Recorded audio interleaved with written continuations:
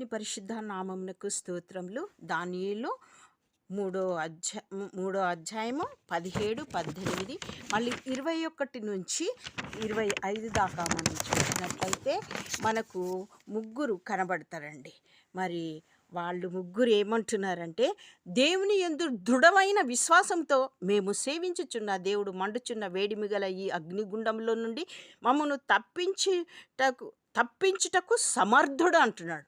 ఒకవేళ తప్పించకపోయినా ఆయన చిత్తం ఏదైతే అది చేయని, కానీ మేము మాత్రము నీవు నిలబెట్టినటువంటి ప్రతిమకు నమస్కరించము అని చెప్తున్నారు. ఎందుకనంటే దేవుడిచ్చిన పదాజ్ఞలలో రెండో ఆజ్ఞను వారు ఖచ్చితంగా నెరవేరుస్తున్నారు.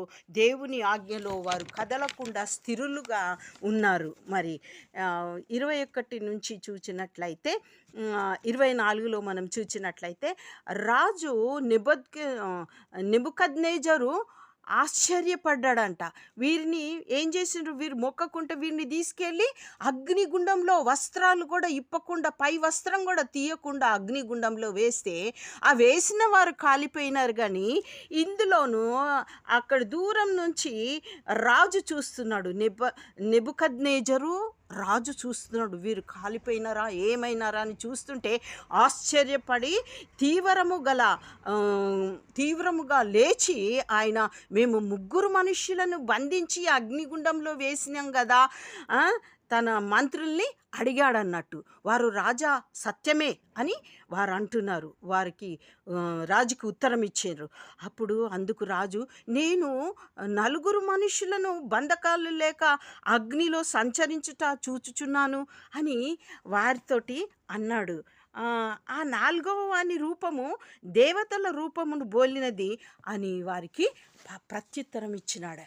అయితే మనము ఇంకొక విశ్వాసి దగ్గరికి వద్దాము. హెబ్రీ 11, 24, 26 దాకా మనం చూస్తే, ఈ మోషే పెద్దవాడైనప్పుడు దీనికి ఉందండి విశ్వాసం ఉంచండి. ఇక్కడ కూడా ఈయన కూడా దేవునిలో విశ్వాసం, వీరు కూడా దేవునిలో విశ్వాసం ఉంచారు.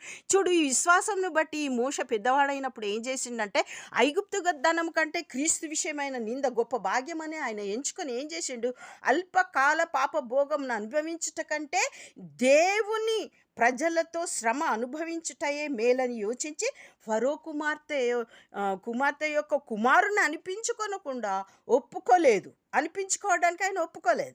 ఏలైనగా అతడు ప్రతిఫలముగా కలుగబోవు బహుమానమందు ఆయన దృష్టించినాడు, పై వాటి కొరకు ఆయన దృష్టించినాడు. కంటిన్యూషన్ ఉంటుందండి, తప్పక కంటిన్యూషన్ చూడండి, అప్పుడే మీకు అర్థమవుతుంది.